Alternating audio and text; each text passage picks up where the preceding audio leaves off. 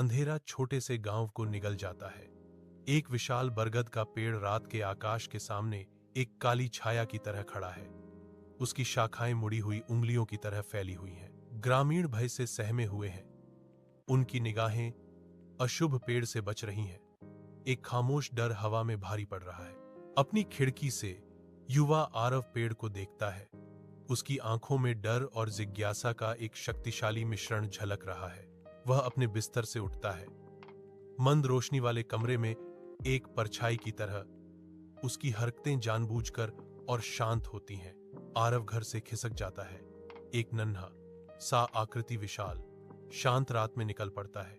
पेड़ के गहरे आकर्षण से खिंचा हुआ पूर्णिमा के अलौकिक प्रकाश में आरव प्राचीन बरगद के पेड़ के पास आता है, जिसकी गांठदार शाखाएं रात के आकाश के सामने एक आकृति बनाती हैं, जैसे ही आधी रात होती है। पेड़ के प्राचीन तने से एक नरम आसमानी रोशनी निकलने लगती है, जो तीव्र जादू से घूमती है। घूमते हुए प्रकाश के केंद्र से एक छोटी चमकीली परी निकलती है, जिसकी उपस्थिति हवा में कोमल जादू भर देती है। परी गर्मजोशी से मुस्कुराती है। उसकी आंखें प्राचीन ज्ञान और दया से चमक रही हैं। आरव ऊर्जा का एक असामान्य उछाल महसूस करता है, एक शक्तिशाली जागरण, जैसे ही परी का स्पर्श उसके भीतर कुछ प्रज्वलित करता है। परी घोषणा करती है, आरव, मैं चांदनी की संरक्षक हूं। तुमने डर पर विजय प्राप्त की है और इसीलिए मैं तुम्हें एक विशेष शक्ति प्रदान करती हूं। तुम लोगों के दिलों में सच्चाई देख पाओगे।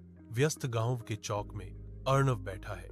दो ग्रामीणों को गर्मागर्म बहस करते हुए देख रहा है। उनकी निगाहें उनके गुस्से को भेदती हैं और उनकी आंखों में सच्चाई की गहरी समझ जागृत होती है। अर्णव अपने विचारों को शांत सटीकता के साथ व्यक्त करता है।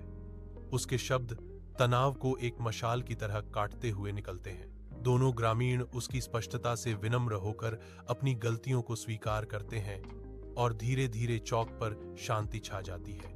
वही चमकती सच्चाई जो उसके आंतरिक साहस को दर्शाती है, अभी भी अर्णव की अडिग आंखों में चमक रही है।